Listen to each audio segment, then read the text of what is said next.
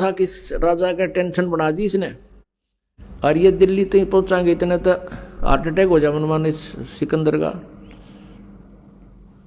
तो कहते हैं अपने भगत की टेंशन भी परमात्मा एक सेकंड में कारण बना दे। उसी समय क्या देखा कि दरिया के बाहर सब कोई टहल रहा था, कोई नहा रहा था, कोई अपना घूम रहा था। इतने में क्या देखा कि एक मुर्दा, एक बच्चे का शव, 12-13 साल की आयु के बच्चे का शव, जिसको अंतिम संस्कार कर दिया गया था मृत्यु के उपरांत। क्योंकि कुछ ऐसे कबीले हैं जो न तो जमीन में दबाते हैं, न सभा करते हैं, अग्नि में संस्कार नहीं करते, वो केवल जल प्रवाह कर देते हैं। वो ये सोचते हैं कि इसके शरीर को मछली खाएंगी, कीड़े मकोड़े खाएंगे, इसको कुछ पुण्य हो जाएगा, और उसको दरिया में जो समुद्र की तरफ जा रही होती है उसमें एक अच्छे आदर के साथ एक फ्लोटिंग ऐसा बना देते हैं, बेड़ा सा घास फूस का, लकड़ी थोड़ी सी लकड़ी लगा कर उसके ऊपर आदर से लेटाकर और उसके ऊपर एक कपड़ा डालकर जल प्रवाह कर देते हैं। ऐसा जल प्रवाह किया हुआ मृत बच्चा आ रहा था सौ, तो सभी ने कहा कि वो आ गया मुर्दा, वो आ गया मुर्दा। सब आगे भाग कर बाहर, कबीर जी भी कोई बुला लिया, शेख तकी भी आ गया। और शेख तकी कहता है अब करके दिखा दे इसको जीवित, हम मान जाएंगे। परमात्मा बोले पहले तू करके दिखा, कहीं फिर बाद में नंबर बनाओ मैं भी कर दूँ। अब सभी ने कहा ठीक है शेख तकी आप भी करके दिखा दो, आपके पास कोई शक्ति है। अब वो लगा अपने जंतर मंतर करण, यावा होता वो तो होना क्या था उसने। वो पहुंच गया, मुर्दा चला गया लगभग 2-3 फरलांग, यानी 600-700 फुट नीचे को डाउन स्ट्रीम में बहता हुआ। तो शेख तकी कहता है ये तो अपने सिर से बला उतरवाना चाहा था, ये भी नहीं कर सकता, ये बातें बनाता है। ये तो चाहा था कि मुर्दा चला जाए, तेरी इज्जत रह जावे, वो इसने कर ही दिया, मुझे लगा दिया इस पे।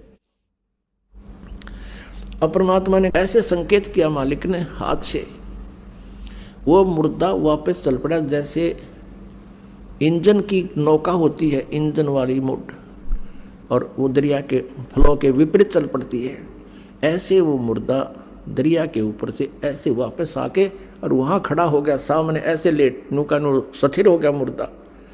वो मृत शरीर, नीचे से लहरें बह रही हैं दरिया की, और वो सब ऐसे है।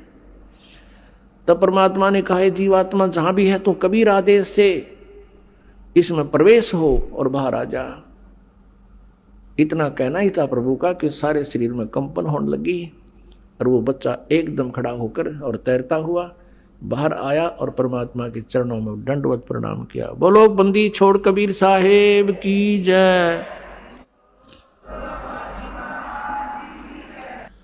अपने आत्माओं, ये परमात्मा थे, और इन भगवानों की भी ये लीलाएं आज से 600 वर्ष पहले की लिपिबद्ध हैं, और हम तक किसी ने ये लीलाएं आन नहीं दी। क्योंकि काल के दूत प्रचारक बिना गिनती के हैं, और परमात्मा को परमात्मा कोई मानने वाला ही नहीं है। भले ही कबीर पंथी कबीर जी को मानते हैं, लेकिन वो कबीर जी को सतगुरु कहते हैं, और वो कहते हैं भगवान तो निराकार है, सतपुरुष तो निराकार है, कबीर जी तो केवल सतगुरु हैं। बंदी छोड़ कहा करते हैं कि काल ने ऐसा जुल्म कर रखा है कि भगवान की महिमा को नाश कर दिया। अपने आत्माओं, ये लीला परमात्मा की, श्री कृष्ण जी की एक लीला को और कई हजार वर्ष हो गए आज तक उसको सुनाते और सुनतों को, और परमात्मा की सैकड़ों सुना दूं आपने, और जो आज तक प्रमाण है उनके। अब शेख तकी के तो फिर आग लगी मानना कहा था। जो 10-12 वर्ष का लड़का था वो जीवित किया परमेश्वर ने। उपस्थित सभी व्यक्तियों ने कहा कि हे कबीर जी आपने कमाल कर दिया, कमाल कर दिया। उस लड़के का नाम कमाल रख दिया, और लड़के को अपने पुत्र के रूप में रख लिया। अपने पुत्र के रूप में रखा, उसको ज्ञान ध्यान भक्ति बताई। उसके बाद परमात्मा दिल्ली पहुंचे। अब दिल्ली में जाकर शेख तकी ने दूध मुस्तार दिया, सब मुसलमानों को इकट्ठा किया कि राजा काफिर बन गया है, ये हो गया है, और भाइयों देख लो तुम ही फिर बात बिगड़ेगी। तो मुसलमान कहने लगे पीर जी फिर क्या इलाज हो। कहा कि तुम सब मेरे साथ चलो, एक काफिर आया हुआ है और वो उसने राजा पर कोई जादू जंत्र कर रखा है, वो तो उसके सिवा किसी की मानता ही कुछ नहीं है। आप मेरे साथ चलो और उसकी परीक्षा लेंगे। उसको उबलते हुए तेल के, सरसों के तेल के कढ़ाई में हम डाल कर देखांगे। वो मर गया तो ठीक से, और नहीं मरा तो हम मान लेंगे ये भगवान है, अल्लाह है। सब ने कहा ठीक है शेख तकी। तो लेकर हजारों मुसलमानों को और पहुंच गया जिंदाबाद मुर्दाबाद करता हुआ सिकंदर लोधी के राज दरबार के सामने। अब राजा ने पता करा कि केस और हो रहा, पता लगा कि जी शेख तकी हजारों मुसलमानों को, जनता जनों को लेकर आया हुआ है। राजा ने 5-10 को, मुखिया को अंदर बुलाया, कारण पूछा तो उन कारण बता दिया गया। अब सिकंदर लोधी बड़े दुखी हुए कि महात्मा को लात इसलिए था कि ये कुछ विचार सुनेंगे इनका और हमारा ये आपस का द्वेष कम होगा, पर इसने तो जुल्म कर दिया शेख तकी ने। कबीर जी को वहीं अपने ही रेजिडेंस में अलग से कमरे में रखा हुआ था, वहां आदर से रह रहे थे। वहां गए तो कबीर जी ने पूछा क्या कारण है राजन, बड़े मायूस हो। सारी कहानी बताई। सिकंदर लोधी को शेख तकी ने बताया था कि हम इसकी परीक्षा लेंगे और हम ऐसे ऐसे उबलते हुए सरसों के तेल के कढ़ाई में डालकर इसको देखेंगे, जो जीवित रहेगा तो हम भगवान मान लेंगे। अब कबीर जी ने कहा कि एक काम करो, इसको कह दो अपना कर ले काम जो करना चाहता है। और सिकंदर लोधी आज्ञा लेकर शेख तकी से कह दिया कि कर लो तुमने जो करना है। अब सिकंदर लोधी को विश्वास था कि ये कुछ नहीं बिगाड़ पाएंगे। उधर से अच्छे मोटे मोटे लकड़ चूल्हा बड़ा बना कर उसके ऊपर बड़ा कढ़ाई रख कर सरसों का तेल भर दिया और उसमें लकड़ जला दिए। उनको लकड़ जलाने वालों से कह दिया इसने कति इतना उबाल दो न जल उठे और इसमें प्रवेश होते ही चरण देसी खत्म हो जा। ऐसा ही कर दिया, उबले न पूरी तरह जैसे चाय उबला कर है। अब शेख तकी ने कहा कि लाओ उसको पकड़ कर डालो इसमें। परमेश्वर उठकर आगे खड़े हो गए कढ़ाई के पास और कहा आप इतना कष्ट ना कीजिए शेख तकी जी, मैं अपने आप प्रवेश कर जाता हूँ। परमात्मा एकदम उसमें प्रवेश कर गए और बैठ गया आराम से। गर्दन बाहर दिख रही है, परमात्मा बैठे नो देखें आराम से। शेख तकी नो कहे कुछ भी ना होया। शेख तकी क्या कहता है कि इसने इस गर्म तेल को जंतर मंतर करके ठंडा कर दिया। अब सिकंदर लोधी ने सोचा भी गुरुजी कबीर जी का कुछ नहीं हुआ तो हो सकता है ये ठंडा कर रखे हो, जंतर मंतर करके ले देख लूं। तो कहने लगा सिकंदर लोधी के मैं चेक करता हूं। परमात्मा बोले राजा इसमें हाथ मत दिए कि दे नकम्मे के कहने थे तू इसमें हाथ दे दे, तेरी उंगली नहीं पाऊंगी, इतना गर्म है यो। सिकंदर लोधी फिर भी नहीं माना कि कबीर जी बैठे मेरी उंगलियां के बिजली पड़ेगी। आगे नो करते करते उसने 2 उंगली अंदर डाल दी। जितनी उंगली तेल में गई थी डूबी थी उतनी कट के अलग होगी, इतनी पीड़ा होगी। सिकंदर लोधी बेहोश हो गए। तब परमेश्वर उस कढ़ाई तो बाहर आए, यूं मार दिया राजा नकम्या ने। अब क्या किया, वैद्य रहते थे साथ में डॉक्टर सिकंदर लोधी के, पानी के छींटे छाटे मारे, होश में तो एकदम आ गया। फिर पीड़ा इतनी थी वो फिर बेहोश हो गया। अब परमात्मा ने वो उंगली पकड़ के पूरी कर दी। वह उंगली कटी हुई भी ना रही और पीड़ा फिर रहने कहा थी। फिर सिकंदर लोधी उठ गया। अपनात्माओं इस दृश्य को देखने के लिए वहां कई हजार दर्शक खड़े थे, मुसलमान और हिंदू। अब शेख तकी तो मान्या नहीं, पर उन हजारों की श्रद्धा परमात्मा के प्रति अटूट बन गई और सब ने कहा प्रभु आपने कमाल कर दिया, तो परमात्मा आए हो, हमें दीक्षा दे दो, हम आपकी शरण ग्रहण करना चाहते हैं। कई हजारों ने परमात्मा की दीक्षा ली। अब शेख तकी का फिर आग लागी, क्योंकि राज तजना सहज है सहज दरिया का ने, ये मान बढ़ाई ईर्षा दुर्लभ तजना ये। 2 दिन के बाद फिर मुसलमान इकट्ठे किए। फिर सिकंदर लोधी से कहा कि हम एक परीक्षा और लेंगे, इनको झेरे कुएं में डालेंगे और ऊपर से मिट्टी मिट्टी डाल कर बंद करेंगे, फिर देखेंगे, फिर हम मान लेंगे जो अल्लाह है जो बाहर आ गया था। ये भी प्रार्थना परमात्मा ने स्वीकार कर ली। राजा से कहा राजा इन्हें करने दो, इन्होंने तो मुझे मारना ही है और कोई बात नहीं, मर जाऊंगा, आप चिंता ना करो, मुझे करने दो जो ये करना चाहते। और सिकंदर कहता था जी मेरी तो पार नहीं बसा रही, ये तो दुष्ट इंसान है, कुछ भी करवा सकता है, मेरे राज को भी उलट पुलट कर सकता है। तो पुण्यात्माओं, परमेश्वर जी को पकड़कर एक बहुत गहरे कुएं में डाल दिया जिसमें जल नहीं था, और वो इतना गहरा होता था, पहले 200 से 150 फुट पर जा करके जल निकलता था, और उसमें डाल दिया। ऊपर तो कंकर, झाड़, बोझड़े, कांटेदार झाड़ियां, और ऊपर तो मिट्टी, गोबर, छोटी ईंट, कति ठोक दिया फल। और शेख तकीक ने तो बस फिर पगड़ी घुमाई, कहा अपन की बात है। हाथ पैर मुंह धोकर शेख तकी पहुंचा, फिर वहां सिकंदर लोधी के दरबार में कहने लगे, सिकंदर लोधी, हे राजन, अब कहाँ है वो तेरा अल्लाह?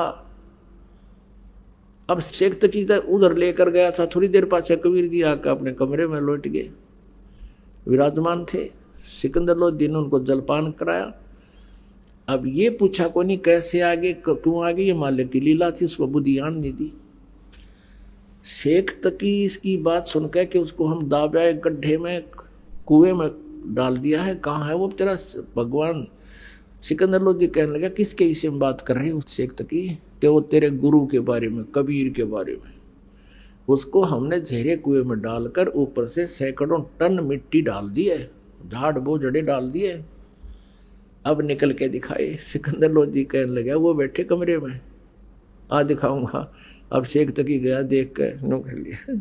और दुष्ट ने फिर भी नो नहीं मानी, रतरा के जो भगवान आ रे, पैर पकड़ ले, ये पीर, ये गुरुपना, ये भगवान के सामने नहीं चलता, और ये नकली गुरु भगवान से दूने दूर हो जाते हैं मान बढ़ाई के कारण। फिर भी नहीं माना। अब शेख तकी तो इतना जालिम था, उसने फिर एक शर्त और रख दी। कहने लगा कि मैं जब मानूंगा इसको अल्लाह है, ये मेरी बेटी शेख तकी की पुत्री 12-13 वर्ष की लड़की मृत्यु को प्राप्त हो चुकी थी, और उसको कब्र में दबा दिया गया था। अब कहने लगा इसको मैं अल्लाह मानूंगा जब मेरी बेटी को जीवित कर दे। शेख तकी ने एक तीर में 2 शिकार करने चाहिए थे। चाहे थे कि जय नहीं जीवित हुई मेरी बेटी तो इसकी हार हो जाएगी, और जीवित होगी तब मेरी बेटी मेरे पास हो जाएगी। इस राजनीति के माध्यम से उसने फिर ये कंडीशन रख दी। परमात्मा ने कहा कि अभी कह दे सिकंदर लोधी शेख तकी को, पर तीसरे दिन इस लड़की को जीवित कर दूंगा। इससे पहले आसपास के अक्षेत्र में सब जगह डंडोरा पीट दो, मुनादी करवा दो, ऐसे नहीं बात बनेगी। कल ने फिर नाट जाएगा, यो हजारों लाखों आदमी हो, कई हजार की संख्या में, और उनको भी विश्वास हो भगवान का। और सिकंदर लोधी ने भेज दिया आसपास सब सर्वेंट नौकर, गांव गांव में जाकर डंडोरा पीट दिया कि ऐसे ऐसे एक महात्मा आए हैं, शेख तकी की लड़की कब्र में दबा रखी है, उसको जीवित करके दिखाएंगे। इस खबर को सुनकर कई हजार, 20, 30, 50 हजार की संख्या में वह इंसान इकट्ठे हो गए, आदमी औरत सब आ गई, कब्र फड़वा दी। अब परमात्मा ने कहा कि शेख तकी तू अब अपने जंतर मंतर करके देख ले, कदे बाद में नंबर बनावे, कर ले तू जीवित अपनी बेटी को। सभी उपस्थित जनों ने कहा कि प्रभु इसके पास अगर कोई सिद्धि शक्ति होती तो अपनी बेटी को कौन मरने देता है, कौन कब्र में दबा के जाता है, आप ही करो, इसके बस का नहीं है। तब परमात्मा ने कहा कि हे शेख तकी की बेटी जीवित हो जा। कुछ देर इंतजार किया, नहीं हुई। फिर कहा कि हे शेख तकी की बेटी जीवित हो जा, वह नहीं जीवित हुई। अब शेख तकी का तो खुशी का ठिकाना नहीं रहा, बंगड़ा पा दिया, नाचा कूदा, देखा ढोंगी का ढोंग पकड़ा गया। देख लो भाइयों, देख लो, ये ऐसा झूठा कपटी है, ये इसके अब कुछ नहीं इसके पास है ये। अब परमात्मा ने तीसरी बार फिर कहा, वह फिर भी ना जीवित हुई। पर फिर तो वो कूद दैनो जो कर मर के कूद जाकर है। फिर बोला परमात्मा शांति राख पीर जी। अब देखो पुण्यात्मा, उस दुष्ट इंसान को अपनी बेटी जीवित ना होने का गम नहीं, कबीर जी के हार जाने की खुशी बना रहे। फिर परमात्मा ने क्या कहा कि हे जीवात्मा जहां भी है तू, और कबीर आदेश से वापस आ जा और इसके शरीर में प्रवेश कर बेटी के में और बाहर आ जा। इतना बोला था मालिक ने, उससे कंपन हुई पूरे शरीर में। एकदम वो लड़की खड़ी होकर के और बाहर आके परमात्मा के चरणों में दंडवत प्रणाम किया। बोलो बंदी छोड़ कबीर साहेब की जय। अपने आत्माओं, परमेश्वर ने कहा कि जा बेटी तेरे पिता के साथ। लड़की ने कहा कि नहीं, ये पिता नहीं, ये दुश्मन है समाज का, ये मानव समाज का शत्रु है। इसका और मेरा नाता 12 वर्ष की आयु तक का था, आगे मेरा जीवन शेष नहीं था। अब मैं पशु जोनी में जाने की मेरी तैयारी हो रही थी। आज मेरे इस परमेश्वर ने मुझे पुनर्जीवन दिया है। और 1.5 घंटे तक उस लड़की ने प्रवचन किए। परमात्मा ने उसके अंदर वह कैसेट डाल दी, अपना ज्ञान फैक्स कर दिया। उस लड़की ने 1.5 घंटे तक प्रवचन किया कि लोगों ये खुद अल्लाह आए हैं, ये अल्लाहु अकबर हैं, ये पूर्ण परमात्मा है, ये सारी सृष्टि के रचना रहे। अपने विषय में बताया कि मैंने भी गलती कर दी थी, इस परमेश्वर को ना पहचान कर। आज मेरी वो दिव्य दृष्टि काम कर रही है। अपने आत्मा उस लड़की को पिछली सारी अपने जीवन की कहानी याद आ गई। ये कमाली वाली आत्मा जो है, ये सतयुग से मालिक की चरणों में सेवा में रही। सतयुग के अंदर ये विद्याधर ब्राह्मण की पत्नी दीपिका थी।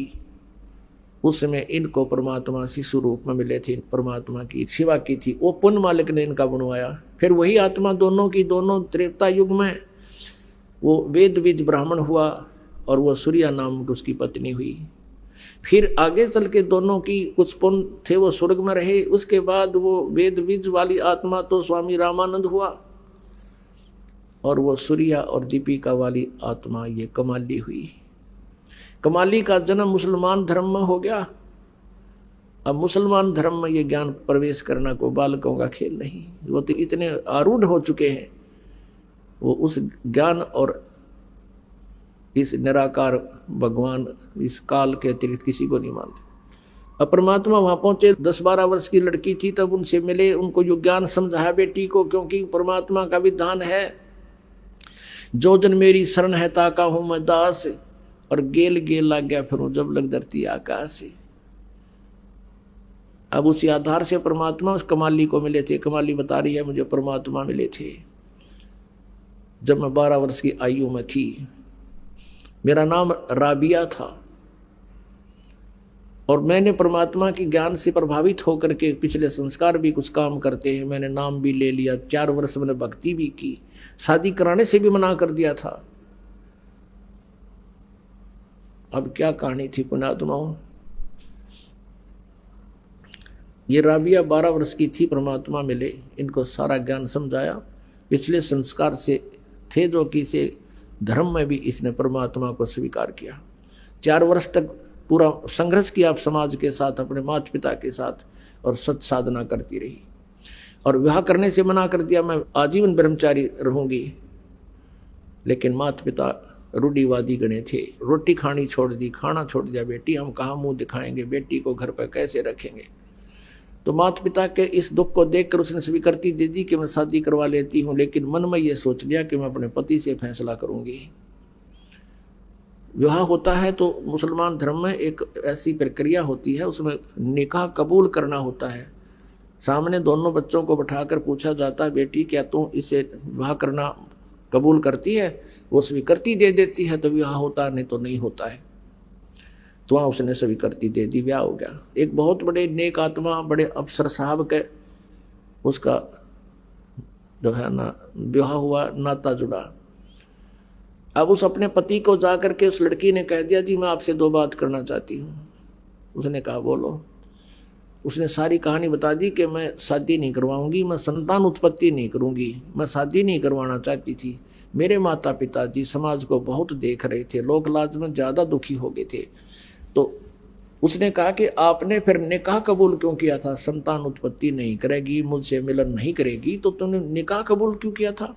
कि मेरी मजबूरी थी, मेरे पिताजी लोक लाज के कारण घने दुखी हो गए थे। अब आप देख लो, यदि आप जी ने मेरी शर्त स्वीकार नहीं की तो मैं आत्महत्या कर लूंगी। मैं आपको टच नहीं कर सकती, मैं गृहस्थी नहीं कर सकती। अब वो घना दयालु आदमी था, नेक व्यक्ति था। उसने सोचा भाई मैं क्यों पाप का भागी बनूं, ऐसी देवी है, भगवान से डरने वाला था। उसने कहा देख राबिया बात सुन, ठीक है मैं तो और शादी करवा लूंगा, क्योंकि मुसलमानों में अनेक विवाह हो सकते हैं, लेकिन एक बात ध्यान में रखना, जैसे आपके माता पिता की लाज थी ऐसे मेरे माता पिता की भी लाज है। आपको मैं अलग से दे दूंगा कमरा, और तू भक्ति जैसा भी करती रहना। संसार की दृष्टि में रहेगी मेरी पत्नी, लेकिन मेरी दृष्टि में तो मेरी बहन तुल्य होगी, तुझे कोई दुख नहीं होने दूंगा, लेकिन घर से बाहर नहीं जाने दूंगा, तुझे पर्दे से बाहर नहीं रहने दूंगा। राबिया ने सुख का सांस लिया, हे अल्लाह बड़ी सुनी आपने मेरी। अब उस लड़की ने वहां देखा समाज में, क्योंकि 1, 2, 20, 1000, लाख सभी एक जैसी क्रियाएं कर रहे हैं भक्ति की, परमात्मा वाली भक्ति को छोड़ दिया और वो लोक वेद वाली शुरू कर दी। अपने आत्मा सत्संग के अभाव से अभी तक ये बिजली गिरती रही। अगर उस लड़की को रह रहकर सत्संग मिलता रहा होता, परमात्मा उन जो त्रुटियां समाज में होती हैं उनको अब पहले करके दिखा दी कि ये ऐसी बिजली गिरती है, इसलिए सत्संग की आवश्यकता रह रहकर पड़ेगी आपको, तो वह विचलित होगी और वही पूर्व वाली जो साधना अपने धर्म में थी वो करने लगी। नमाज नमोदर ये सब, बकरीद ईद सब करने लगी। फिर होगी जब वो वृद्ध अवस्था में आई, उसने अपने पति से कहा कि अब हज करना अनिवार्य बताते हैं, आपकी आज्ञा हो तो मैं हज कराऊं। मुसलमान धर्म में ये माना जाता है जो हज कराते हैं तो वो सीधे स्वर्ग जाते हैं जब उनकी मृत्यु होती है। हज नहीं करता तो वो अभी वो मतलब पूर्ण लाभ प्राप्त नहीं होता। उसके पति ने कहा कि आप जा सकती हो। उसने देख लिया बेचारी कभी बाहर गली में मैंने किसी से बात करती भी नहीं देखी। कहा कि मैं आपके लिए कोई ऊंट व्यवस्था करवा देता हूँ और साथ में कुछ नौकर भेज देता हूँ। वो कहने लगी नहीं मैं पैदल जाऊंगी, और भी बहुत लोग जा रहे हैं। अब वो चल पड़ी और जाने वाले कोई जा रहा था, कोई नहीं आ रहा था, कोई किधर रास्ते में बैठ गया, तो वह सीधी चली जा रही थी। उसने क्या देखा कि एक कुएं के ऊपर एक कुतिया प्यासी खड़ी थी, उसके छोटे छोटे नवजात बालक वो अलग पड़े थे, और वो इतनी प्यासी थी कि राबिया के चरणों की तरफ आई, फिर भाग दौड़कर कुएं की तरफ झांका, फिर उसके पैरों की तरफ आई। अब राबिया ने देख लिया कि प्यासी बहुत है। वहां जाकर देखा कुएं पर कोई बाल्टी नहीं, कोई रस्सी नहीं। अब उधर से उस कुतिया की दुर्दशा देखकर उस पर रहा नहीं गया। कहते हैं दया बिना दरवेश कसाई, जिसके अंदर दया नहीं है वो संत दरवेश वो साधु कसाई के तुल्य है। अब उस लड़की ने कोई चारा नहीं देखा, आसपास कोई गांव झोपड़ी भी नहीं, कहीं से को बाल्टी ने जुले आऊं। उसने आओ देखा ना ताओ देखा, अपने सिर के बाल नो पाड़ दिए, खस्सा खस खस्सा खस। आप पाड़ के देखो 5-4 बालों को एकदम नो खस्सा खस पाड़ दिए, कति सारे बाल पाड़ दिए, और उनकी फिर रस्सी बांटी। आप लो आने होगी, रस्सी बांटी बहुत लंबी, गहरे पानी जल होता था। अपने कपड़े निकाल कर पहले मोटे कपड़े पहना करते थे खादी के रेजे के, और उसका बांध के नीचे जल में डबोए, और फिर निकाल के एक पात्र पड़ा था मटके का टूटा हुआ आधा हिस्सा घड़े का, उसमें निचोड़ा, फिर पानी निकाला, और कुतिया 1 सेकंड में उसने जब वह पी जा और फिर न मुंह की तरफ देखे, फिर दूसरा। अब ऐसे वह कुतिया छका दी, तृप्त किया, और अपने बालों को रक्त से साफ किया और कपड़े पहन के चालन की तैयारी करी थी, प्रस्थान करना चाहता। इतने में कहते वो मक्का जहाँ ये हज करने जाते हैं, मक्का में शीश निवाने जाते हैं, वो नो की नो बिल्डिंग उठ गए और ऐसे लग गई उस कुएं के साथ में जैसे गाड़ी प्लेटफार्म पर लग गया ग्रह। अब उस देखकर मक्के को राबिया तो दौड़कर अंदर गई, दंडोत प्रणाम किया, जैसा भी वहां करते हैं, सजदा किया। उसको सौपन सा हुआ कि मक्के मागी में तो वहां तो यथास्थान पर मक्का रहा नहीं, लोगों में हाहाकार मच गया, मक्का कहाँ गया, मक्का कहाँ गया। एक अब्राहिम अधम सुल्तान नाम का एक भक्त था जो पहले जन्म जन्मांतर में मालिक का शिष्य था, और वो भी ऐसे ही भ्रमित था। उसमें भी परमात्मा उनको कबीर जी मिले हुए थे, आए थे, और वो परमेश्वर के ज्ञान से परिचित था। वो मक्का में इस उद्देश्य से गया था कि तुम मुसलमान होते हुए मुसलमानों को समझा रहा था कि इस मक्के में भगवान नहीं है, अल्लाह तो इस तरीके से मिलेगा। अब वो परमात्मा की रजा से अब्राहिम सुल्तान जो पहले जन्म में था, उसका नाम और था पहले, अब वो प्रसिद्ध है इसलिए उसको कहा जाता है। वहां लोग पूछ रहे थे मक्का कहाँ गया, मक्का कहाँ गया, और अब्राहिम सुल्तान अदम को पता था, परमात्मा ने कहा था। उस नालायक लड़की ने बेटा नाम तोड़ दिया और वह साधना करने लगी जो पुरानी थी, कर्म बिगाड़ दिए। तो वो अधम सुल्तान कहते हैं कि गया रांड के लेन को लो कहे अधम सुल्तान, सुल्तान अधम मक्के गया और मक्का नहीं मकान, नो कहे यो मक्का, मक्का माने मोक्ष स्थल। अब्राहिम सुल्तान कहता है यो मक्का नहीं, यो तो एक ढूंढ है, मकान है। और गया रांड के लेन को नो कहे अधम सुल्तान। अब लोग नो कहे किसको लेन गया, कि एक रांड को लेन गया। मतलब कहने का भाव ये था उसका कि उस नालायक ने के जुल्म कर दिया, भगवान की भक्ति छोड़ के, और उस भक्ति के कारण जो पीछे पुन कर रखे उस परमात्मा की, और फिर उस लीला से उसको ये इतनी सिद्धियां ऐसा राहत मिल रही है। वो परमात्मा ऐसा दयालु है, उसने उस बेटी के लिए वहीं भेज दिया मक्का, पूर्ण परमात्मा कबीर जी ने। और भगवान पर अपना भगत दुखी नहीं देखा जाता। अब चाहे वो बेसिक डलाट हो रहा था, जैसे टटीरी थी, महाभारत में प्रमाण आता है, और टटीरी तो किसी की उपासना भी ना कराया करती। उस समय जब उसने अंडे उत्पन्न कर दिए महाभारत कुरुक्षेत्र के मैदान में, उधर से सेना खड़ी होगी, आकर युद्ध की तैयारी होगी, तब उसने देखा तो जुल्म हो गया, तेरे बच्चे मरेंगे, तेरे अंडे मरेंगे, खत्म होंगे। तब उसने अंतःकरण से रोके भगवान से याचना की थी, मेरे अंडों की रक्षा करियो प्रभु। कहते हैं उसी समय ऊपर से एक इंद्र के हाथी का इतना भारा, हाथी का इतना बहुत बड़ा घंटाला जिसमें 88,000 मन बताते इतना वजन था, ऊपर से आकर उन अंडों पर गिर गया। महाभारत हो गया, अग्निबाण छूटे, वहां दुनिया कटके मर गई, अंडा का आंच भी ना आन दी। अब वह तो कोई भक्ति भी ना करे थी टटीरी, फिर भी मालिक ने उसके पूर्व जन्म के संस्कार से खुद कबीर भगवान ने उसकी रक्षा कर दी। अब यही स्थिति थी राबिया की थी कि काल तो चाहता ये नास्तिक हो जा, और भगवान चाहते हैं कि इनमें मालिक की चाह बनी रहे। और जब ये कलयुग का ये समय आवे, इस समय है अब सबको पार करने का। यहाँ तक इस भक्ति को, परमात्मा में आस्था को बनाए रखना था हमारे हृदय में। तो इस उद्देश्य से परमात्मा ने वो मक्का उठाकर वहां उस बेटी के लिए भेज दिया। अब वहां अब्राहिम सुल्तान उसको लताड़ रहा है कि ये के ड्रामा दिखाने लग रही है दुनिया की, वाह वाह हो जाएगी, या फूल का कुप्पा हो जाएगी, अपने कर्म बिगाड़ेगी। और वही बनी।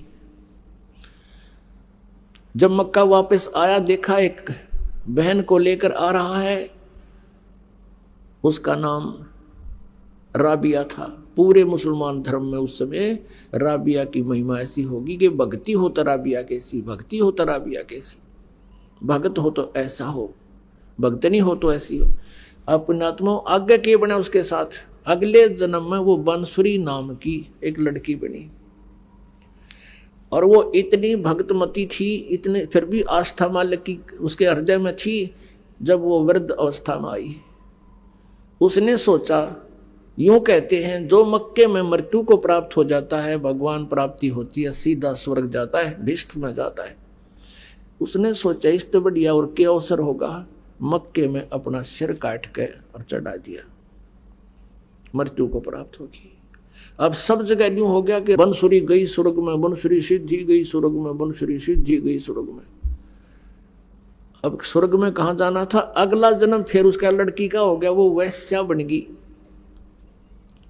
एक जीवन वैश्या का व्यतीत किया, और फिर उस परमात्मा की 4 साल की भक्ति, एक सत साधना करने से उसको ये मनुष्य जन्म और मिल गए, 2.5 जन्म और मिल गए इसको। अब उसका मनुष्य का जीवन केवल 12 वर्ष की आयु का शेष था, फिर उसका कई कई युगों तक मनुष्य जीवन शेष नहीं था। वो फिर शेख तकी के घर पे लड़की के रूप में जन्म था उसी लड़की का। और पुण्यात्मा उस दयालु ने अब उस आत्मा को पहले तक कर्म बनवाए, उनके सतयुग में उनके घर पर आए और वो ऋषि पाक रहे थे, मालिक की बात सुनी को नहीं, अपने कर्म बिगाड़ेंगे, अपनी गलत साधना करते रहे। फिर त्रेता में फिर परमात्मा उनका उसी रूप में आए, उनसे फिर कर्म बनवाए, मालिक की सेवा करी, बचपन रूप धारण करा शिशु रूप, और फिर वो एक रामानंद बन गया, एक या कमाली डके खाती अंडे। अब दोनों को फिर संभाला मालिक ना के। अब परमात्मा कहते हैं तुमने ना पता मैं कितना दुखी हूं तुम्हारे लिए, तुम तो इस काल की भांग पी के राजी हुए फिर हो।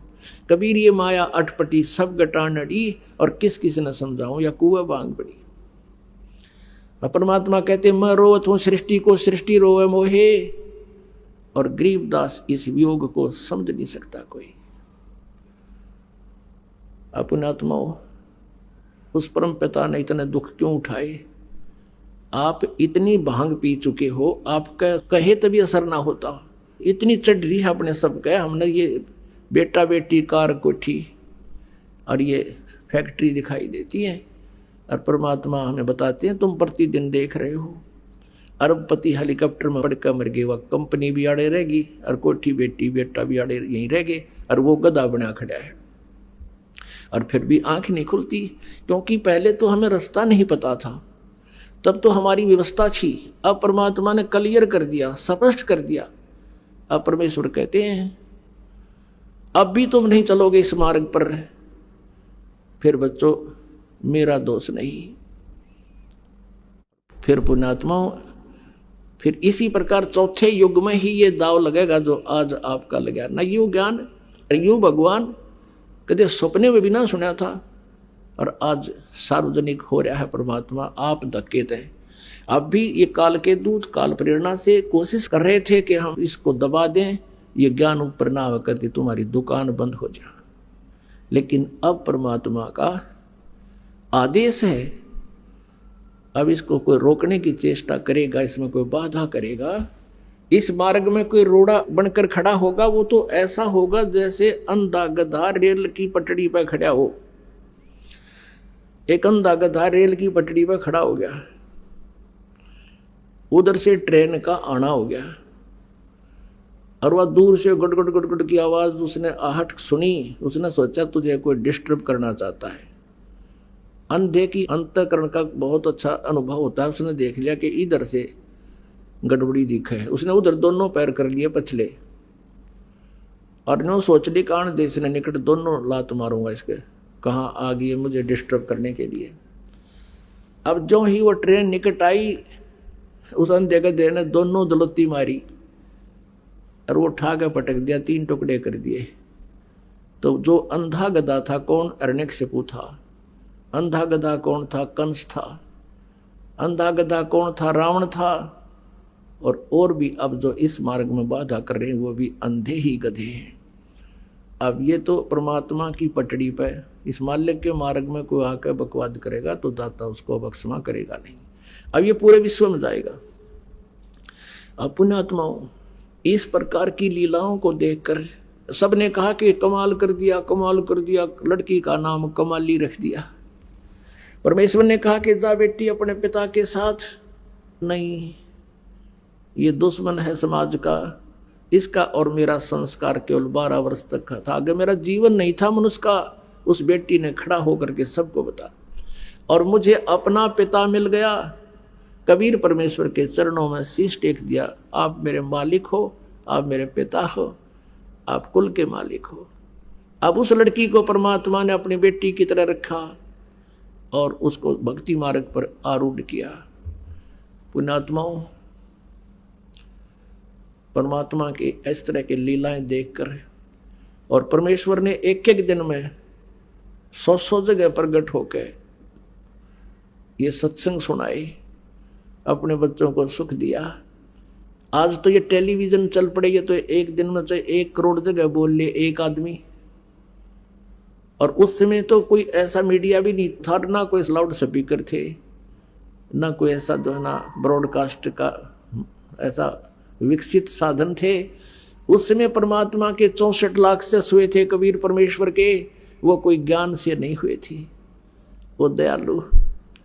कहते हैं उत्तम पुरुष तु अन्य परमात्मा इति उदारत, यह लोग धर्म आविश्य विवर्ती अवैश्वर है।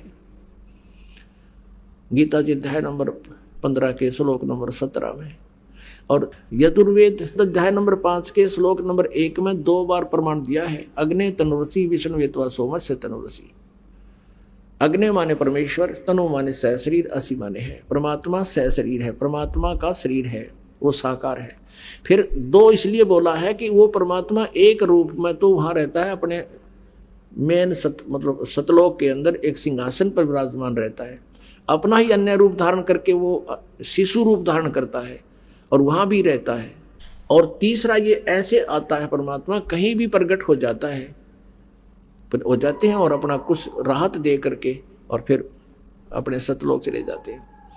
तो उसमें लिखा है कि वो विष्णु तवा सोमस्य तनुरसी, तवा माने उस परमेश्वर का सबके पालन पोषण धारण पोषण करने के लिए, उस परमात्मा का धारण पोषण करने का वो कौन सा तरीका है? आप जी को सत भक्ति मंत्र दे गए और अपना आशीर्वाद से अपनी से आपको सुखी करके, आपके पापों का नाश करके अपनी तरफ से फर्स्टली आप परमात्मा कुछ पुण्य अपने तरफ से आपको फीड कर देता है। और फिर आपसे कहा जाता है कि तू अपने पैरों पे खड़ा हो, ये भक्ति कर, इस तरह की क्रियाएं कर, तू सुखी होगा। तो 64 लाख शेष हो गए थे भगवान के और उनके इतने सुख हो गए थे, सारे दुखी थे।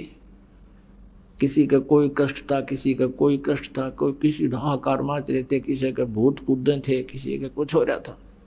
अब वो सबको एक बार रिचार्ज कर गए परमात्मा। लेकिन हम ज्ञान आधार नहीं था हमारा, हमने केवल भौतिक सुखों को ही आधार मान के परमात्मा को मान रखा था कि ये हमारा गुरुजी बहुत अच्छे हैं और बहुत राहत देते हैं। हमने भगवान को भगवान स्वीकार नहीं कर पाए क्योंकि हम सदग्रंथों से परिचित नहीं थे और हमारे पूर्वज जो उसमें हम इलिटरेट थे, अशिक्षित थे, अक्षर ज्ञान नहीं था। और अक्षर ज्ञान केवल एक ब्राह्मण वर्ग को होता था, संस्कृत पढ़ने का अधिकार। और इन्होंने वेदों और पुराणों को समझा नहीं। और परमात्मा यही ज्ञान जो दास आपको बता रहे थे 600 वर्ष पहले, यही ज्ञान बताया करते थे। इन अज्ञानी ऋषि महर्षि और नकली गुरुओं ने इस ज्ञान को, परमात्मा के यथार्थ ज्ञान को रिजेक्ट कर दिया था, ये कह करके कबीर अशिक्षित है, ये वेदों पुराणों और गीता के बारे में क्या जाने, ये झूठा है। और जिस कारण से हम परमात्मा को नहीं पहचान सके। और पुण्यात्मा एक और काल का जाल है, परमात्मा तो सुख देगा ही देगा आपको, वो तो सुख सागर है। लेकिन जब आपको राहत मिल जाती है, सुख हो जाता है, तो आप भगवान से दूर अवश्य हो जाते हो। ये एक बट नेचुरल है। दुखी इंसान भगवान को चाहता है और थोड़ा सा सुख होते ही फिर अंडी पाक जाता है। एक बार क्या हुआ, कबीर जी कहीं सत्संग कर रहे थे और एक वैश्या थी गणका, और उसने रात के समय ये परमात्मा की चर्चा सुनी, उसके कान खड़े हो गए। वह नहा धो के और उस अपने मकान के झांकी के सारे बैठ गई और बाहर से गेट लगा कर कुंडी ला दी अंदर से। शांति से उसने सुना भगवान की चर्चा। उसकी आत्मा ने धिक्कार दिया उसको कि मैं क्या कर रही हूँ, ओए होए मुझे करना के चाहिए था। मालिक ने 2 घंटे प्रवचन किए वहां पर ऊंची आवाज में, रात का समय, शांत मौसम, दूर तक आवाज आती है। लड़की ने उसी समय जाकर परमात्मा के चरणों में मत्था टेक दिया और कहा, प्रभु क्या मेरे जैसी नीच का भी उद्धार हो सकता है? परमात्मा ने पूछा, आप कौन हो? खड़ी होकर बताया बेटी ने कि मैं एक वैसा हूँ। ये भगवान, मैंने आपका ज्ञान सुना, मेरा तो कालजा पाट गया, मैंने अनजानपने में पाप करे, मालिक मुझे माफ कर दो। परमात्मा बोले, बेटा साबुन का स्वभाव है मैल काटने का, आप नाम लो, आगे बुराई त्याग दे, पार होगी या कौन सी बात है। अब नाम ले लिया। अब उसका तो भूख जागेगी भगवान की भक्ति की। जहां भी सत्संग किसी के घर या आंगन कहीं आसपास बगड़ में हो, परमात्मा बेटी तुरंत पहुंच जाती। और वो जो पहले परमात्मा के शिष्य थे वो सुखी हो गए थे, उनका दुख रहा को नहीं। उनकी कुछ दिनों के बाद वो अपने सोच से सोचने लग जाते हैं, परमात्मा का आदेश भी भूल जाते हैं। वो उस लड़की को धमकाने लगे, कहने लगे तू यहाँ मत आया कर, तूने महाराज जी की बेइज्जती करा दी, लोग यहाँ क्या कहेंगे, एक वैसे आती है सत्संग में, गुरु जी बदनाम हो जाएंगे। 2-4 भक्तान हुआ धमका दी। अब वो लड़की परमात्मा के पास बैठकर बहुत रोई। मालिक ने पूछा बेटी बात क्या है? उसने बताई जी मैं क्या करूं, अब मेरे ऐसे ऐसे कुछ भक्त मुझे ऐसे कह रहे हैं तू यहाँ मत आया कर। मालिक मैं रह नहीं सकती, मैं चाहती हूँ कि अधिक से अधिक आपका ज्ञान सुनो, मेरे पाप कटे। तो परमात्मा ने सत्संग के माध्यम से कहा था भाई कुष्टी होवे संत बंदगी कीजियो, हो वैश्या कै विश्वास चरण चित दीजिए। यदि कोई कितना दुखी रोगी कोड्डी भी भक्त है, भगवान की भक्ति करता, उस तरह नफरत ना करना, और चाहे उसका भी प्रणाम करना, प्यार से रखना। और चाहे कोई वैश्य है और उसको भी यदि परमात्मा की तड़फ है, सच्ची लगन है, उसके हृदय में चाह है, तो उसको भी एक बहन बेटी और आदरणीय मानना। और जब सत्संग में नहीं आवेगा कोई दुखी यानी चोर डाकू लुटेरा अब दुष्कर्मी, तो फिर उसको पता कि चलेगा तो बुंडे कर रहा का अच्छे कर रहा हो, तो उसे कर ही रहा था। तो सत्संग में आने से ही पता चलेगा। जैसे मैले कपड़े का साबुन और पानी लगाना ही बंद कर देंगे, दूना मैला होगा होता है। और उनको बुला कर भी कहा बेटा ऐसे नहीं कहना चाहिए तुमने, तुम कितने अच्छे थे, अपने अंदर झांक कर देखो। एक समय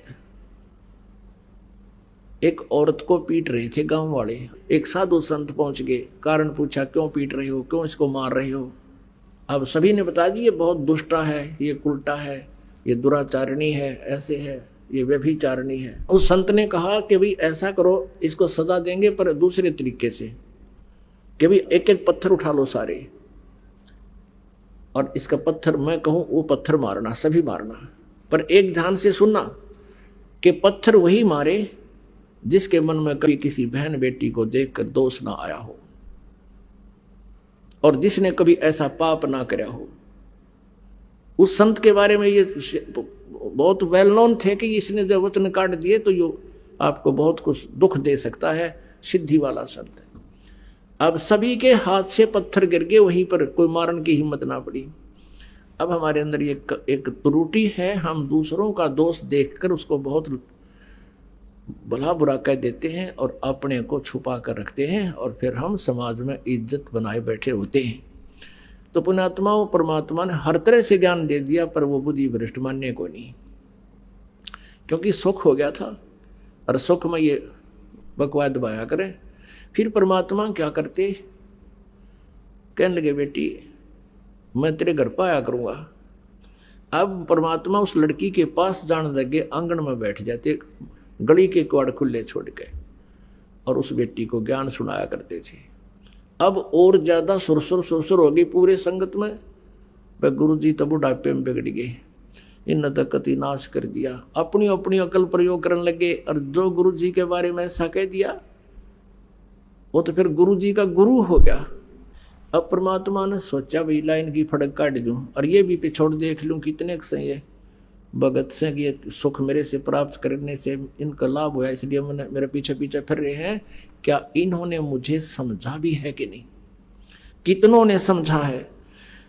परमात्मा ने कहा कि उस लड़की से बेटी तू एक काम कर, कल हमारे साथ चलना है, ऐसे ऐसे करना है, सारे आभूषण पहन ले जैसे तू पहले करती थी, सब अपना ये लिपस्टिक विपस्टिक ला के पूरी तैयार होकर जाना, जो पिताजी आपकी आ गया।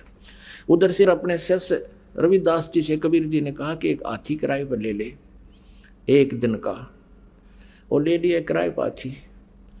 गंगा जल भर लिया परमात्मा कबीर जी ने बोतल में, पारदर्शक बोतल में। हाथी आंकड़ियां, हाथी का पीलवान तो बन गए रविदास जी, और बीच में बैठा ली वह लड़की, वो वैसा सुप्रसिद्ध, सारे काशी जानता था उसको, और कबीर जी बैठ के पिछली साइड में।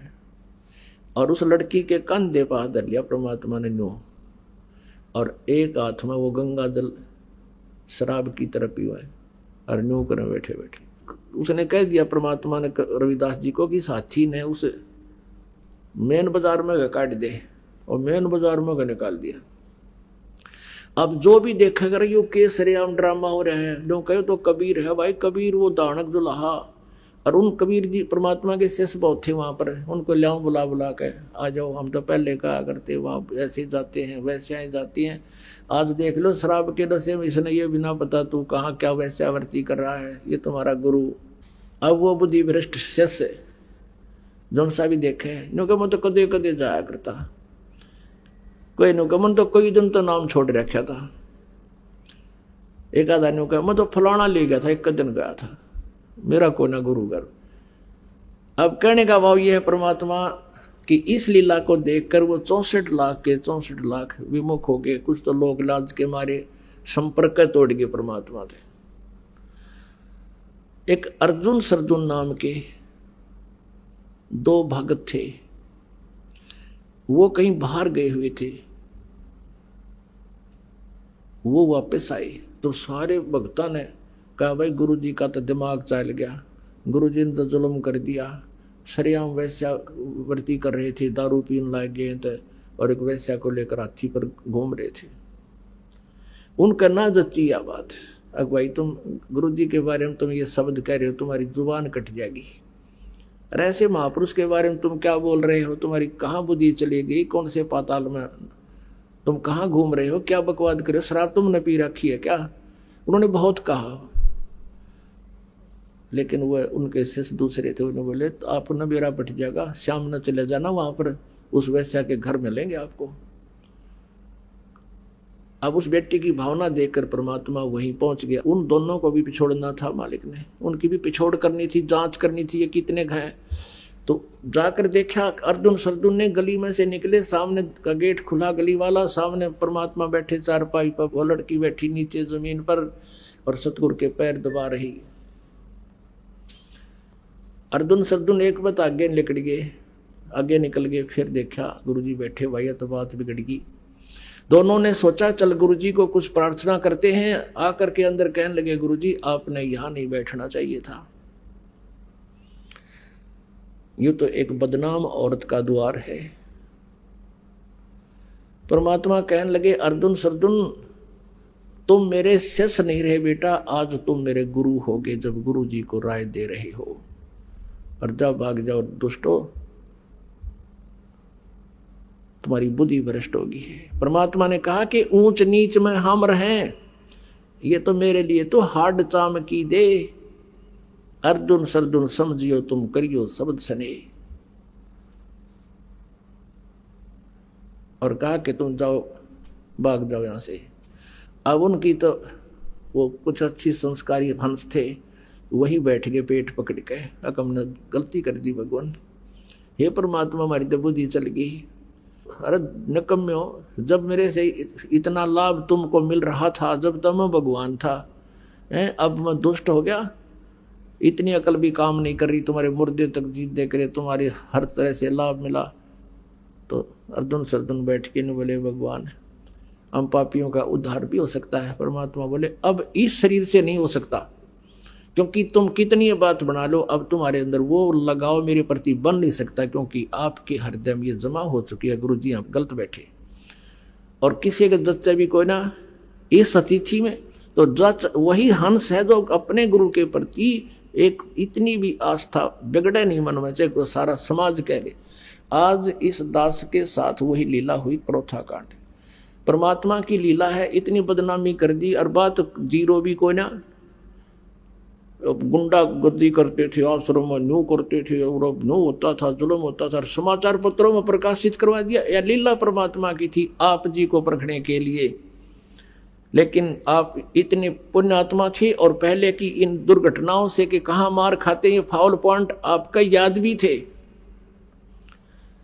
इस कारण से आज आप सफल हुए, और उसका ये परिणाम देख रहे हैं।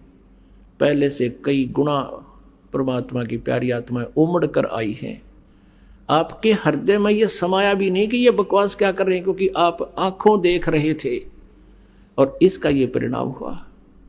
तो पुणात्मा वहाँ सिकंदर लोधी आया हुआ था, दिल्ली का बादशाह वहाँ पहुंचा हुआ था काशी में, और परमात्मा भी ये छेड़ा जब छेड़ा करते जब वो भी आ रहा हो इनका सब तो बड़ा राजा। अब सिकंदर लोधी को पास पहुंचा, शेख तकी भी गेल जा रहा था साथ में, और शेख तकी के पास हिंदू मुसलमान सारे इकट्ठे होकर गए, राजा क्या रहा बड़े अब बादशाह रहे हैं, उनको शिकायत किया भगवान हमारा तो जीना आराम हो गया, बहन बेटियों का घर से बाहर निकलना मुश्किल हो गया, सरेआम वैश्यावृत्ति हो रही है। कौन है, किसने करी लाए पकड़ कर कबीर जी को, और सिकंदर सामने खड़ा वो दुष्ट इंसान जिसको ऐसा राहत दी, ऐसे सुख दिए, आज उसकी बुद्धि भी चाल गई, उसकी बुद्धि भी स्लिप कर गई और डर गया जनता ते कि तेरा राज ना चला जा। अरे राज तो भगवान देता है, जनता राज दे तो फिर कहना है कि है। अब कहने का भाव ये है, परमात्मा को क्या सजा देनी चाहिए कि इसको बांध जोड़ के हथकड़ी गल में तोक, हाथा में हथकड़ी, पैर में बेड़ी, और लगा के दरिया में डाल दो, गंगा में। ऐसा ही किया गया, नौका में बैठाकर बेड़ी और हथकड़ी लगाए लगाए गले में तोक डले हुए, और परमात्मा को गंगा के बीच में जाकर पटक दिया। और दर्शक पूरी काशी चारों तरफ खड़ी, पूरी काशी के लोग।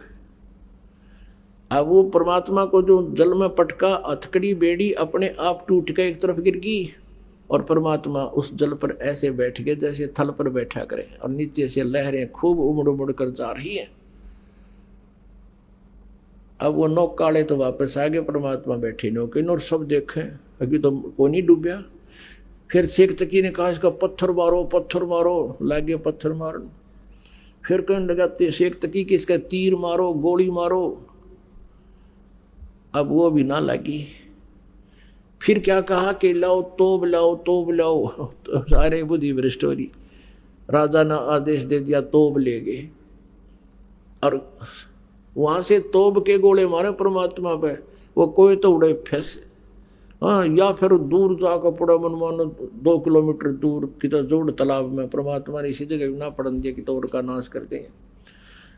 कहते हैं 4 पैर तक, होए होए, यानी 12 घंटे तक वह दुष्ट आत्मा परमात्मा पर तोब के गोले, गोली, पत्थर, लट, कितना जो आत्मा जब मारे थे, और दाता का कुछ ना बिगड़िया। गरीबदास जी कहते हैं, गरीबदास उस पुरी में सबकी बुद्धि का नाश है, और फिर भी उनके सभी की बुद्धि का नाश हो रहा है, नो पहचान नहीं सके रहा भगवान बैठा, और इसका कोई असर नहीं हो रहा। पैर पकड़ लो हैं और माफी मांग लो। फिर परमात्मा ने सोचा कि ये शेख तकी इन भोली आत्माओं का कि न्यू रिहर्सल कराए जाएगा। एकदम नीचे बैठ के जल में डूबते दिख गए, सब ने खुशी बनाई, डूब गए डूब गए डूब गए। फिर की रेती रेग इसके ऊपर। शेख तकी ने भेजे रविदास जी के पास कि पूछो वो कहाँ है, भगवान कहा करता कबीर को भगवान है कबीर, भगवान है कबीर, पूछो कहाँ है वो। वहाँ गए थे कबीर जी, वहाँ एक तारा लेकर अपने शब्द लग रहे, उन्होंने देख कर उल्टे भाग लिया जी, वो बैठा वो बैठा वो बैठा। फिर पकड़ लिया परमात्मा को। एक खुन्नी हाथी होता था, उसको शराब पिला देते थे, और वो फिर आदमी को बुरी तरह मारता था, तोड़ता था, फाड़ता था, और फिर उसको बुरा हाल कर देता था, खाता था। तो ऐसे कोई किसी अपराधी को सजा दिलाते थे, और दर्शक चारों तरफ खड़े हो जाते थे।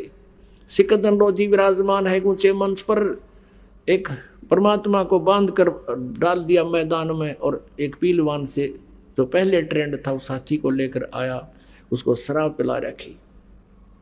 अब हाथी जब निकट आया परमात्मा के, तो एकदम परमात्मा ने एक शेर का रूप दिखा दिया। हाथी तो लीद कर चंगाड़ मार उल्टा भाजे, और पीलवान ने सोची तेरी नौकरी गई, अब तू मरेगा। उसको